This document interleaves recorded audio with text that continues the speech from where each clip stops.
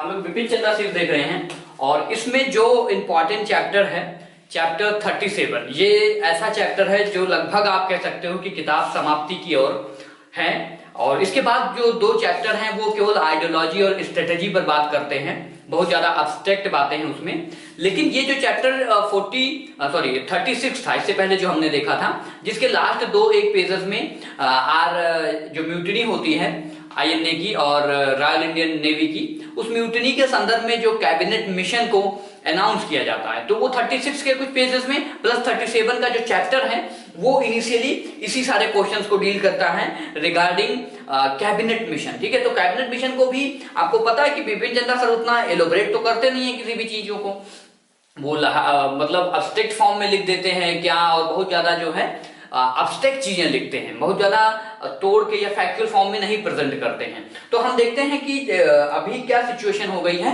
Cabinet mission की। जो chapter 37 है उसमें सबसे इंपॉर्टेंट कुछ ही पन्नों पर आपको मिलता है कैबिनेट मिशन के बारे में, और कुछ हिंदू मुस्लिम जो टेंशन हैं उसके बारे में लिखा जाता है, और ब्रिटेन की में जो इटली की गवर्नमेंट आती है तो वो पूरा का पूरा लेबर पार्टी उस पर बोला जाता है। और जो उस समय भारत के वायसराय होते हैं क्योंकि वेबल ही होते हैं, तो वेबल का जो क्रिएटिविटी है या वेबल की जो अंदर एक वो है कि हिंदू मुस्लिम को एक बेंच पर लाया जाए, तो वो फिर से चलता रहता है। इसी सिलसिले में आपको पता है कि फरवरी में क्या होता है, हम लोग देख रहे थे कि फरवरी 1946 के अंतर्गत हमने जब पढ़ा था इससे पहले रॉयल इंडियन म्यूटिनी, तो आपको एक डेट हमने बताई थी 18 फरवरी को। 18 फरवरी को महाराष्ट्र में जो रॉयल इंडियन नेवी होती है उसके कुछ एक ऑफिसर होता है बीसी दत्त ना, उनको गिरफ्तार कर लिया जाता है क्योंकि उन्होंने जो HMIS तलवार जो एक शिप होती है उस पर क्विट इंडिया लिख दिया था। तो उसी के एक दिन बाद आपको पता है 19 फरवरी को ही इटली जो होते हैं, इटली नहीं जो इटली होते हैं प्राइम मिनिस्टर वहां के ब्रिटेन के, तो वो अनाउंस कर देते हैं। हालांकि ये इसका अवसर नहीं होता इस घटना का, वो पहले से ही इनके दिमाग में चलता रहता है। और सबसे इंपॉर्टेंट बात है इसमें वेबल के बारे में बिपिन चंद्रा लिखते हैं कि आखिर वेबल को क्यों नहीं एकोमोडेट किया जाता है ऐसी जानकारियों के लिए, वो तो अलग चीजें हो गई, बहुत ज्यादा हिस्ट्री में नहीं जाना है। तो ये 19 फरवरी को ही 1946 में कैबिनेट मिशन को फिर से क्या कर दिया जाता है, अनाउंस कर दिया जाता है कि ये भारत में जाएगा, क्योंकि उस समय म्यूटिनी लगभग दिसंबर से ही चलती रहती है और एक सिविल वार की कंडीशन बन जाती है पूरे देश में, क्योंकि कम्युनिस्ट और सारा फैक्शन, युवा का फैक्शन भी, जितने भी ऑफिसर्स होते हैं जहां वो नेवी के हों, और एयरफोर्स की भी कई घटनाएं आती है कि रॉयल इंडियन एयरफोर्स के भी जो कुछ जवान होते हैं वो भी सामने आते हैं, बट वो वाइड स्केल पे उसको हिस्ट्री में कवर नहीं किया गया है। तो ये कैबिनेट मिशन अनाउंस किया जाता है कि अब कैबिनेट मिशन भारत में जाएगा क्या करने, निगोशिएशन करने फिर से ये जाएगा। अब निगोशिएशन करने का मतलब क्या है कि ये एक कॉन्स्टिट्यूशनल एडवांसमेंट है। क्या है?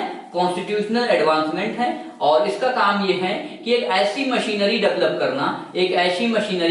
करना जिससे जो हिंदू मुस्लिम टेंशन है, हिंदू एंड मुस्लिम जो टेंशन है उसको कम किया जा सके और भारत का एक सोल्यूशन निकाला जा सके। क्योंकि अभी देखो दोनों लोग एक टेबल पे आना नहीं चाहते हैं, और कभी भी इससे पहले हम लोगों ने वेबल या शिमला कॉन्फ्रेंस देखी तो वहां पर भी बात बिगड़ जाती है। इसलिए फिर से एक नेगोशिएशन पर लाने के लिए कॉन्स्टिट्यूशनल एडवांसमेंट की तरफ एक और कदम लिया जाता है जिसका नाम है कैबिनेट मिशन। तो इस कैबिनेट मिशन को हम लोग देखते हैं। अब उस कैबिनेट मिशन में जो मेंबर होते हैं वो तो एक जो सभी लोग जानते ही हैं। 24 मार्च 1946 को कैबिनेट मिशन देश में आता है। इसमें 3 मेंबर होते हैं, 1 2 3। फर्स्ट होते हैं पैट्रिक लॉरेंस, ठीक है। उसके बाद में इसमें क्रिप्स भी होते हैं जो 1942 में क्रिप्स मिशन लेकर के आए होते हैं, स्टैफोर्ड क्रिप्स। उस समय वो ट्रेड एंड कॉमर्स का डिपार्टमेंट होता है, क्योंकि ये तीनों लोग कैबिनेट के होते हैं। आपको ये पता है ये जो कैबिनेट मिशन है ना, जो ब्रिटेन की कैबिनेट होते हैं ना, उसके कैबिनेट मिनिस्टर होते हैं ये, चाहे वो स्टैफोर्ड क्रिप्स हो या पैट्रिक लॉरेंस हो या एवी अलेक्जेंडर हो। ये तीनों लोग, कोई एडमिरल होता है, हेड होता है सेना का, और देन जो secretary for state for India होते हैं जो पैट्रिक लॉरेंस होते हैं, ठीक है। तो इन लोग अपना होता है, ये तीनों लोग फिर से आते हैं भारत में। 24 मार्च 1946 तक भारत में आते हैं और लगभग सबको कन्विंस करने की कोशिश करते हैं। ये तीनों नेम इतिहास में बहुत ज्यादा चर्चित है, हम लोग पहले से पढ़ते आ रहे हैं, तो बस आपको उतना याद रखना है। तो यह है, ये तीनों लोग आते हैं भारत में और इनका जो लगभग 3 वीक तक, इतिहासकार ऐसा कहते हैं और कई सारी किताबों में जैसे माना जाता है, 3 वीक तक ये मुस्लिम लीग एंड देन कांग्रेस से निगोशिएशन करते हैं, उनसे बातचीत करना चाहते हैं, लेकिन कोई सॉल्यूशन नहीं निकलता। मतलब वो जो पॉलिटिकल डेडलॉक है वो अभी भी बना रहता है, वो किसी भी कंडीशन पर राजी नहीं होते हैं। देन फाइनली जो है ये अपना प्रपोजल रखते हैं कि जब बात नहीं बनती है तो इनको अपना बात तो रखनी पड़ेगी, प्रपोजल रखना पड़ेगा कि भाई अभी देखो तुम लोग अब मेरी बात सुनो, ठीक है। तो जो कैबिनेट मिशन की कुछ पॉइंट्स है ना, कैबिनेट मिशंस के जो कुछ पॉइंट्स हैं वो हम डिस्कस करेंगे, लेकिन उससे पहले जो 2 इंपॉर्टेंट पॉइंट्स है वो हमारे जहन में होना चाहिए कि कैबिनेट मिशन रिजेक्ट करता है, ठीक है। क्या रिजेक्ट करता है? 2 चीजें ये रिजेक्ट कर देता है। पहला आपको ये जानना है कि फुल पाकिस्तान, ठीक है। ऐसा आपसे कभी पूछा जाए कि क्या कैबिनेट मिशन ने पाकिस्तान एक्सेप्ट किया? नहीं, कैबिनेट मिशन ने पाकिस्तान को नहीं एक्सेप्ट किया, लेकिन ऐसा माना जा सकता था कि अगर ऐसे ही सिचुएशन होती, जैसे अगर उसमें जो ग्रुपिंग की गई अभी हम आगे देखेंगे, तो इन केस मतलब पाकिस्तान बन सकता था। कुछ उसमें ऐसे प्रोविजन थे जैसे अभी हम आगे देखेंगे, आप खुद ही इसको समझ जाएंगे। तो इम्प्लिसिट पाकिस्तान था, लेकिन अगर आपको कहेंगे फुल पाकिस्तान को कैबिनेट मिशन ने ऐसा कुछ किया था तो नहीं, ये बिल्कुल गलत है। दूसरा जो सेपरेट इलेक्टोरेट है, सेपरेट इलेक्टोरेट, इसको भी रिजेक्ट किया था। तो ये 2 पॉइंट आपको पहले याद रखने हैं कि पाकिस्तान की मांग को इसने एक्सेप्ट नहीं किया था। सेकंड जो सेपरेट इलेक्टोरेट है इसको भी इसने जो है नहीं माना था। तो अभी ये 2 इंपॉर्टेंट पॉइंट दिमाग में रखने के बाद हम लोग चलते हैं जो इसके अदर पॉइंट हैं। और जो सबसे इसका इंपॉर्टेंट पॉइंट है वो है जिसको कहते हैं प्रोविंशियल ग्रुपिंग। क्या कहते हैं? Provincial grouping. अब प्रोविंशियल ग्रुपिंग में क्या है, आपको पता है कि जो देश है अपना, ठीक है, ये अपना देश उस समय हुआ करता था। इस अपने भारत देश में जो प्रोविंशियल ऑटोनॉमी 1935 में ही दे दी गई है, आपको पता है क्या है? प्रोविंशियल ऑटोनॉमी दे दी गई है और इसीलिए प्रोविंसेस के इलेक्शन भी होने लगे हैं। ये हमें पहले से ही देख रहे हैं, 1937 के इलेक्शन हो गए हैं और अभी फिर से इलेक्शन का कैंपेन चल रहा है पीछे। आप ये जानना कि अभी सितंबर में 1946 में नेहरू डिफेक्टो हेड चुन लिए जाते हैं। गवर्नमेंट भी, आप पीछे इलेक्शन हो रहा है कांग्रेस का, ठीक है, पीछे भी नेहरू का कैंपेन भी चल रहा है, अभी वोटिंग हो रही है। और दूसरा इधर जो है कैबिनेट मिशन की बातें भी चल रही हैं, प्रपोजल्स भी चल रहे हैं कि गवर्नमेंट कैसे बनेगा, इंटरिम गवर्नमेंट कैसे बनेगा। तो आपको यह रखना है, क्योंकि अपने देश में कई सारे प्रोविंसेस तो बन ही गए थे, इलेक्शन हो रहे थे, तो इसी के आधार पर एक नया टर्म आपको याद रखना है, दैट इज प्रोविंशियल ग्रुपिंग। अब प्रोविंशियल ग्रुपिंग में ये कहा गया कि 3 सेक्शन बनाए जाएंगे, जैसे हम लोग क्लास में रहते हैं, section A, section B and section C. अब इस तीनों सेक्शन में क्या होगा, पूरे इंडिया को 3 सेक्शन में डिवाइड कर दिया, section A, section B and section C. अब इसमें ग्रुप्स बना दिए गए, मतलब एक ग्रुप ये, एक ग्रुप ये, एक ग्रुप ये, ठीक है। अब इसमें जैसे है कि ये जो सेक्शन ए है, ये है Hindu majority area, Hindu majority area. Section B जो है वो है मुस्लिम मेजोरिटी एरिया और सेक्शन सी भी मुस्लिम मेजोरिटी एरिया है, यानी कि 2 मुस्लिम मेजोरिटी एरियाज बनेंगे और एक हिंदू मेजोरिटी एरिया बनेगा। तो आप पूछोगे इसमें रहेगा कौन कौन, तो आप देखो अगर इंडिया का मैप आपको मोटा मोटी अगर माइंड में है तो आप जानो कि जो सेंट्रल प्रोविंस है, क्या है? सेंट्रल प्रोविंस है, जो यूनाइटेड प्रोविंस है, ठीक है। सेंट्रल प्रोविंस मतलब ये छत्तीसगढ़ और एमपी वाला एरिया, यूनाइटेड प्रोविंस ये अपना अवध एंड यूपी। उसके बाद में बॉम्बे, ठीक है, उसके बाद में कौन? मद्रास, उसके बाद में कौन? बिहार, उसके बाद में कौन? उड़ीसा, ठीक है। तो कौन है? Orissa, Bihar, Madras, Bombay, United province, central province, ये सारे हिंदू मेजोरिटी एरिया होंगे और इनका क्या होगा, एक अपना अलग सेक्शन होगा, इनको ग्रुप में कर दिया गया ना, that is why called provincial grouping. ये सारे प्रोविंस है, इनको ग्रुप में कर दिया गया, तो इसीलिए प्रोविंशियल ग्रुपिंग कहा गया। अब आपको यहीं पर मैं एक चीज और बता देता हूं, ज्यादा सही रहेगा। जो ये सारे ग्रुप सेंट्रल प्रोविंसेस है ना, इनका सबका अपना कॉन्स्टिट्यूशन होगा, सबका क्या होगा, ये दूसरा पॉइंट है। जैसे पहला पॉइंट तो ये है, दूसरा पॉइंट ये होगा जितने भी प्रोविंसेस हैं सबके अपने कॉन्स्टिट्यूशन होंगे, चाहे वो सेंट्रल प्रोविंस हो, यूनाइटेड प्रोविंस हो, बिहार हो, सबका अपना कॉन्स्टिट्यूशन होगा और उसके बाद पूरे ग्रुप का कॉन्स्टिट्यूशन होगा। मतलब सभी लोग पहले अपना चार्टर तैयार करेंगे कॉन्स्टिट्यूशन और फिर सभी लोग मिलकर के अपने ग्रुप का कॉन्स्टिट्यूशन बनाएंगे। ये आपको याद रखना है कि अपना प्रोविंसेस का अपना खुद का कॉन्स्टिट्यूशन होगा एंड देन पूरे ग्रुप का एक कॉन्स्टिट्यूशन होगा। तो this is something another point. अब आ जाओ इधर, जो ये पॉइंट है ग्रुप सेक्शन बी में क्या है, पंजाब है, ठीक है, यानी कि हम नॉर्थ वेस्ट में चलो। दूसरा क्या है, सिंध है, ठीक है, सिंध है। तीसरा क्या है, नॉर्थ वेस्टर्न फ्रंटियर प्रोविंस है, नॉर्थ वेस्टर्न फ्रंटियर प्रोविंस है। देखो अब ये मुस्लिम मेजोरिटी एरियाज हो गए, इनका सबका अपना अलग अलग कॉन्स्टिट्यूशन होगा और फिर तीनों लोग मिलकर के ग्रुप बी का अपना अलग कॉन्स्टिट्यूशन बनाएंगे। सी में ऐसे ही क्या होगा, आसाम में भी मुस्लिम मेजोरिटी में थे लोग, उसके बाद में बंगाल, तो ऐसे ही बंगाल और असम का अपना कॉन्स्टिट्यूशन होगा और फिर सी का अपना अलग कॉन्स्टिट्यूशन होगा। तो ये सबसे इंपॉर्टेंट पॉइंट है, इसको मैं रफ कर रहा हूं, देन मैं अगले इंपॉर्टेंट पॉइंट पर चल रहा हूं, ठीक है। इसमें आपको यही याद रखना, ये बहुत इंपॉर्टेंट है कि जो अभी सारा जो इश्यूज क्रिएट होते हैं वो क्यों होते हैं। अभी इसमें अब आ जाओ, जो सबसे बड़ा पॉइंट है, ये दो चीजें हमने देखा कि क्या होगा, पहला प्रोविंशियल ग्रुपिंग बनेगा, दूसरा क्या होगा, हर एक ग्रुप का, जो हर एक प्रोविंस है उसका अपना कॉन्स्टिट्यूशन होगा, फिर ग्रुप का अपना कॉन्स्टिट्यूशन होगा। ऐसे आप देखो क्या होगा, प्रोविंस का कॉन्स्टिट्यूशन होगा, फिर ग्रुप का कॉन्स्टिट्यूशन होगा एंड फिर पूरे यूनियन का कॉन्स्टिट्यूशन होगा। मतलब ए बी और सी भी बाद में मिलेंगे, इनका भी एक कॉन्स्टिट्यूशन होगा जिसे कहेंगे यूनियन का कॉन्स्टिट्यूशन, ठीक है। तो आप ये याद रखना, मतलब कि इसी को कहते हैं ना 3 टियर, कि अगर आप ऐसे देखो तो पहले प्रोविंशियल का कॉन्स्टिट्यूशन होगा, फिर ग्रुप का कॉन्स्टिट्यूशन होगा, फिर जो पूरा यूनियन होगा उसको उसका कॉन्स्टिट्यूशन होगा। That is why this system was called 3 tier system, ठीक है। ऐसे 3 लेवल पर कॉन्स्टिट्यूशन थे। अभी भी हम लोग जहां पर रहते हैं ये 3 टियर सिस्टम ही है ना, पंचायत है आज हमारे पास ना, प्रोविंशियल लेवल पर कुछ ऐसा कानून की बात नहीं, बट 3 टियर सिस्टम में हम लोग रहते हैं ना, सरकार, केंद्र सरकार, राज्य सरकार और प्रोविंशियल जो पंचायत होती है वो।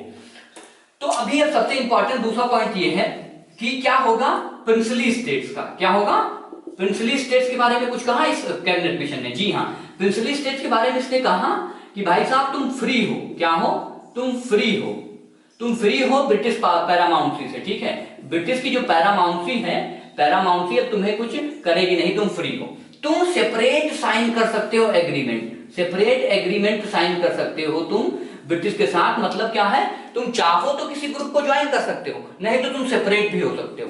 तो ये भाई काफी इलॉजिकल सी बात हो जाती है कांग्रेस के लिए भी, ठीक है। तो अपना सेपरेट अलग से इनको जो ये दिया जाता है, तो फ्री टू इंटर ना, अगर चाहो तो आओ, ना चाहो तो ना आओ ब्रिटिश पैरामाउंसी के साथ, ठीक है। और अपना अलग से भी एग्रीमेंट करके कोई और भूटान जैसा देश बना सकते हो ना, छोटा सा कोई इधर उधर। तो ये बहुत बड़ा पॉइंट था। और तीसरा जो था, आपको ये याद रखना है, जो रेसिडुअल पावर है, क्या है, रेसिडुअल पावर है, वो प्रोविंसेस के हाथ में दे दी गई। किसके हाथ में, प्रोविंसेस के हाथ में। तो ये अलग से अभी हम देखेंगे क्यों इसको नहीं माना गया।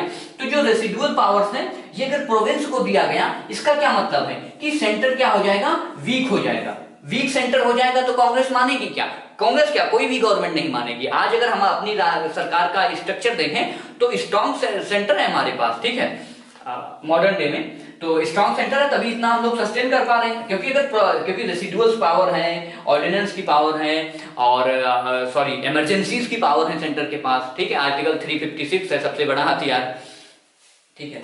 तो ये सारी चीजें हो गई। प्रोविंशियल को क्या किया गया है, रेसिडुअली पावर दे दिया गया था, इसलिए वीक सेंटर बन गया। ये अब हम मिटाते हैं। और जो सबसे इंपॉर्टेंट लास्ट हम लोग देख लेते हैं, वो पॉइंट ये है कि अभी हमें क्या बनाना है, इंटरिम गवर्नमेंट भी बनाना है। क्या, इंटरिम गवर्नमेंट बनाना है, ठीक है। इसलिए जो है आप लोग तैयार हो जाओ, मतलब इसी के साथ हम इंटरिम गवर्नमेंट बनाएंगे और क्या बनाएंगे, कॉन्स्टिट्यूएंट असेंबली बनाएंगे, ठीक है। कॉन्स्टिट्यूएंट असेंबली बनाएंगे और उसमें प्रोविंस के भी लोग आएंगे और प्रिंसली स्टेट्स के भी लोग आएंगे। तो ऐसा माना जाता है 293 सीट इनके लिए रही गई और 93 सीट इनके लिए रखी गई प्रिंसली स्टेट्स के लिए। तो मतलब इनका काम ये भी है कि एक कॉन्स्टिट्यूशनल असेंबली भी बनाएंगे कि तुम लोगों का जो फ्यूचर का कॉन्स्टिट्यूशन होगा, भविष्य होगा, उसके लिए भी काम करके जाएंगे। तो इंटरिम गवर्नमेंट भी हम ही लोग चलाएंगे, जो अभी जो इस ग्रुपिंग में आएगा, जो नहीं आएगा, ठीक है। तो ये 5 इंपॉर्टेंट पॉइंट्स है, और भी कई सारे पॉइंट्स हैं, बट ये बहुत ही इंपॉर्टेंट पॉइंट है। अभी चलते हैं कि आखिर सबसे बड़ा प्रॉब्लम क्या हो जाता है, ये डेडलॉक की सिचुएशन इसमें क्यों क्रिएट होती है। वो इसलिए होती है कि एक तरफ कांग्रेस है, एक तरफ मुस्लिम लीग है। मुस्लिम लीग और कांग्रेस में सबसे बड़ा जो बिपिन चंद्रा लिखते हैं एक सबसे बड़ा डेडलॉक इसलिए क्रिएट होता है, वो इसलिए इंटरप्रिटेशन के लिए। किस लिए? इंटरप्रिटेशन के लिए। अब ये जो प्रोविंशियल ग्रुपिंग वाला कॉन्सेप्ट है, उसको मुस्लिम लीग समझता है कि ये क्या है, ये कंपलसरी है। क्या है? कंपलसरी ग्रुपिंग है। मतलब अगर ए, बी और सी, ए को तो छोड़ ही दो, मुस्लिम लीग को केवल दो प्रोविंशियल ग्रुप से मतलब है, बी और सी से, क्योंकि ये मुस्लिम मेजोरिटी एरिया है। इसमें कुछ कुछ प्रोविंसेस हैं, ठीक है, आपको पता है, इसमें 3 है, इसमें 2 है, यानी 5 मुस्लिम जो है प्रोविंसेस मेजोरिटी में है। तो इसमें जो प्रोविंसेस हैं, इनको कंपलसरी इसी में रहना है, ठीक है। जिन्ना को ऐसा लगता है कि इनको इसी में कंपलसरी इसी में रहना है, तो इसका मतलब क्या है कि ये दोनों कभी अलग हो नहीं पाएंगे। एक प्रोविजन जो मैं आपको नहीं बताया वो इंपॉर्टेंट है, तभी ये समझ में आएगा। वो ये है कि 5 साल बाद, छठवां आप याद रखो, 5 साल बाद क्या हो सकता है, 5 साल बाद कोई भी प्रोविंस जो है वो अपने ग्रुप को क्या कर सकता है, इंटरचेंज कर सकता है, मतलब चेंज कर सकता है, मतलब ये निकल के इसमें मिल सकता है, या दोनों, ठीक है, जो प्रोविंसेस है वो छोड़ सकते हैं अपने ग्रुप को, ठीक है, रीअसेंबल कर सकते हैं। और दूसरा ये है कि जो 10 साल है, 10 साल में तो जो अगर कोई प्रोविंस चाहे तो वो यूनियन से कह सकता है आप कॉन्स्टिट्यूशन चेंज करो। क्या करो? कॉन्स्टिट्यूशन चेंज करो। तो ये दोनों ऐसे पॉइंट्स हैं जो जिन्ना को बहुत लुभाते हैं। जिन्ना को लगता है 5 साल में तो अगर ये ग्रुपिंग कंपलसरी है तो हम अल्टरनेट करके एक मुस्लिम पाकिस्तानी बना लेंगे, ठीक है। मतलब अगर सभी लोग कंपलसरी हैं उसी में अपने ही ग्रुप में रहेंगे तो ये फ्यूचर पाकिस्तान ही है, क्योंकि वो छोड़ेंगे तो है नहीं।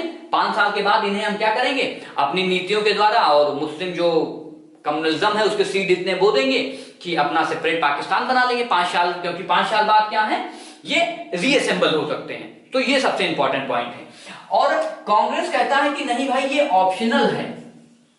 ये क्या है, जो ग्रुपिंग्स है ये ऑप्शनल है, मतलब अगर कोई प्रोविंस चाहे तो ज्वाइन करेगा इसको, इस बीसी को, और अगर नहीं चाहेगा तो नहीं ज्वाइन करेगा। अब आपको पता है कई सारे मुस्लिम ऐसे मेजोरिटी एरियाज थे जहां खुद कांग्रेस की गवर्नमेंट हुआ करती थी, या किसी मतलब लोकल पार्टीज होती थी उनके साथ अलाइन करके, जैसे आप देखोगे नॉर्थ वेस्टर्न में ही भी किताब में दिया गया है अच्छे से, वो कांग्रेस की वहां सरकारें चलती रहती हैं, भले वो मुस्लिम मेजोरिटी एरिया होती है। तो कांग्रेस चूंकि हिंदू पार्टी तो थी नहीं, तो उसके लिए ये ऑप्शनल वाला तरीका बहुत अच्छा था कि हो सकता है इन फ्यूचर क्या, ऐसा जरूरी थोड़ी है कि अगर वहां मुस्लिम मेजोरिटी है तो वो वहां पर कांग्रेस जीत ही नहीं सकती है, या कांग्रेस के वहां पर नेताओं की कदर नहीं है।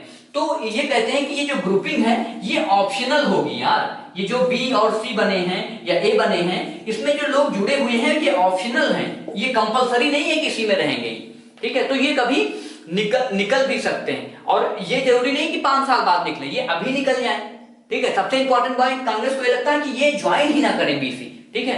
तो मतलब नहीं ज्वाइन करेंगे तो क्या होगा, ये फिर से ए में ही ए बी, मतलब कि पूरी जो खिचड़ी है वो बहुत बड़ी होती जाती है।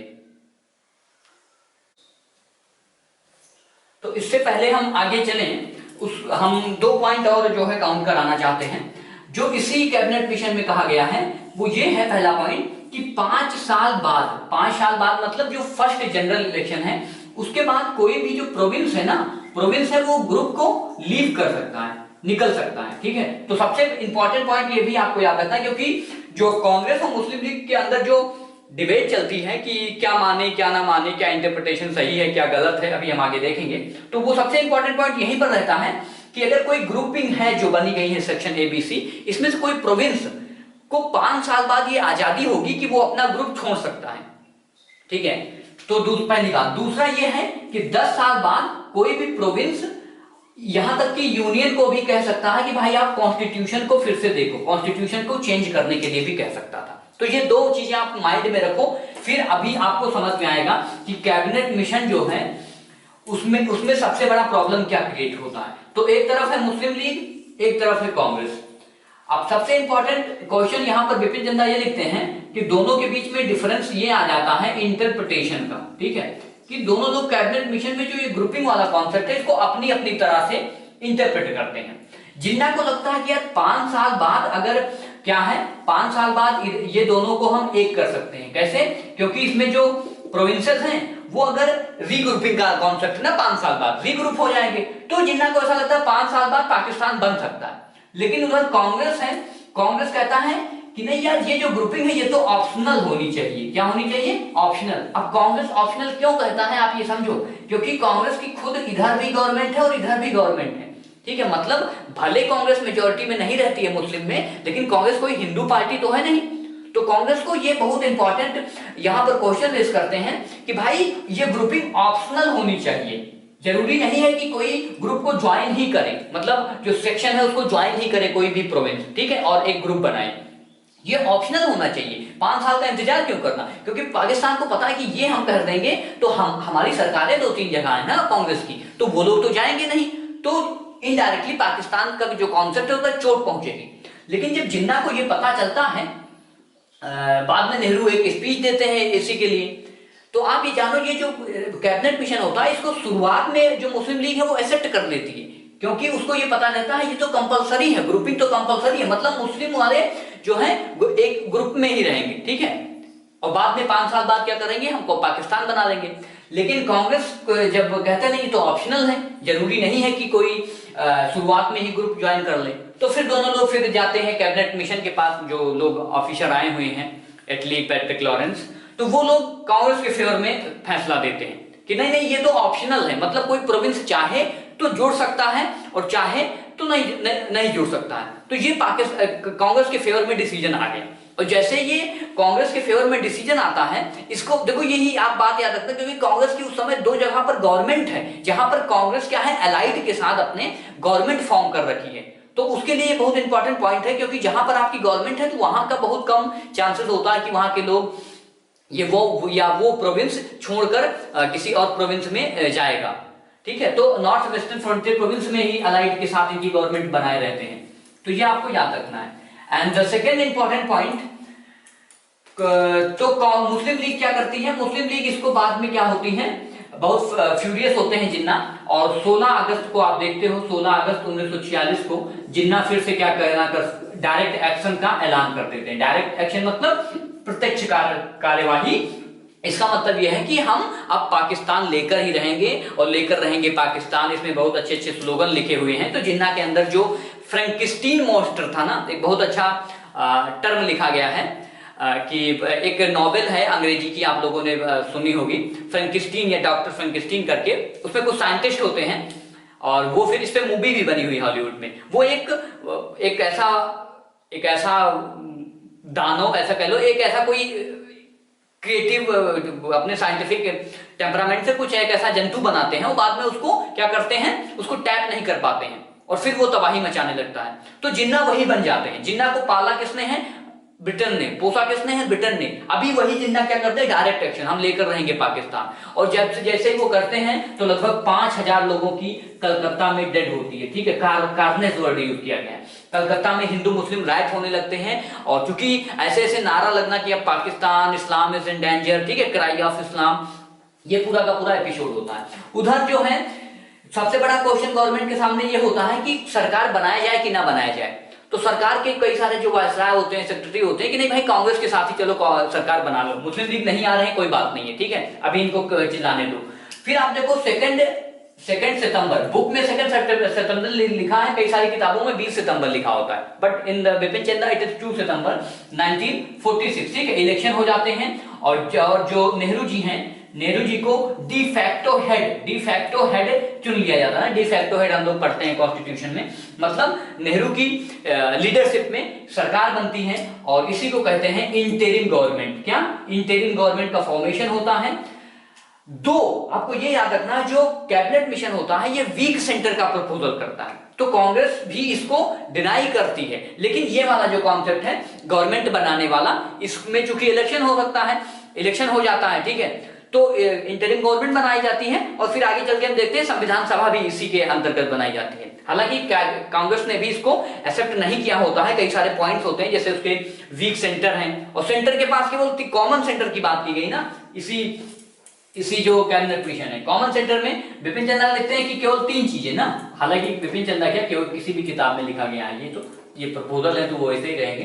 कम्युनिकेशन, ठीक है, कम्युनिकेशन में केवल सेंटर के पास पावर है, ठीक है, डिफेंस में है और कॉमर्स में है, ट्रेड में है, ठीक है। तो इसको छोड़ करके और कोई जो सेंटर है उसके पास कोई अधिकारी नहीं है, तो कॉमन सेंटर है बट वीक है। रेसिडुअल पावर किसके पास है, प्रोविंसेस के पास। तो ये कांग्रेस को भी रास नहीं आती है, लेकिन चूंकि इलेक्शन हो चुका है तो नेहरू सरकार में आते हैं, मुस्लिम लीग अपना अलग रोना रोती है और बाद में फिर से मुस्लिम लीग को आप देखो 26 अक्टूबर 1946 तक एकोमोडेट करने की कोशिश की जाती है, फिर से सरकार में मुस्लिम लीग को लाया जाता है।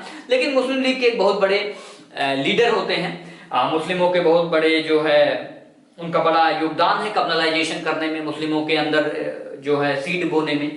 लियाकत अली खान वो फाइनेंस मिनिस्टर होते हैं और वो हर बात पर वीटो कर देते हैं, ठीक है। तो उसमें टग ऑफ वार जो है बहुत डिटेल में इसमें लिखा गया है किताब में 2-3 पेजेस में कि आखिर गवर्नमेंट में कैसे डेडलॉक क्रिएट होते हैं, कोई भी कानून नहीं पास हो जाता है। और दूसरी तरफ पूरे देश में जिन्ना बेशक गवर्नमेंट में आ गए हैं लेकिन वो खुश नहीं है, वो अभी भी पाकिस्तान के लिए चिल्ला रहे हैं, कम्युनलाइज कर रहे हैं, हिंदू मुस्लिम राइट हो रहे हैं, लोग मर रहे हैं सड़कों पर, ठीक है। तो ब्लड बह रहा है सड़कों पर, वो पूरा इंटरप्रिटेशन, वो पूरी की पूरी पिक्चर किताब में लिखी गई है। तो अक्टूबर तक ये आते हैं और फिर से ये चूंकि डेडलॉक क्रिएट होता रहता है और आप देखो कि चलते चलते 1947 आ जाता है और कई सारे फिर जो मुस्लिम लीग और के जो मिनिस्टर होते हैं वो रिजाइन दे देते हैं, ठीक है। और 20 फरवरी को जो इटली हैं 1947 को एक अनाउंसमेंट होता है कि हम ट्रांसफर ऑफ पावर कर देंगे 1948 तक, ठीक है। 30 जून 1948 तक हम क्या करेंगे, ट्रांसफर ऑफ पावर कर देंगे, मतलब भारत में जो भी गवर्नमेंट रहेगी उसको हम क्या कर देंगे, ट्रांसफर ऑफ पावर कर देंगे। ये इटली की अनाउंसमेंट होती है, हालांकि इसमें बहुत आगे पिक्चर होती है। और इसी समय भारत के एक नए वायसराय नॉमिनेट किए जाते हैं, उनको भारत भेजा जाता है जिनका नाम रहता है माउंटबेटन। तो Mountbatten last viceroy of India, ठीक है, लास्ट वायसराय ऑफ मतलब जो ब्रिटेन से आए थे, ठीक है, इंडियन ओरिजिन के नहीं थे वो, नहीं तो आप फिर राजा गोपालाचारी आ जाएगा। तो ये 20 फरवरी को ये अनाउंसमेंट होता है और 30 जून तक 1948 तक ये पूरी सीन जो है अभी कैसे इसमें चेंज होता है माउंटबेटन के आने के बाद और फिर बाउंड्री कमीशन, वो हम आगे देखेंगे।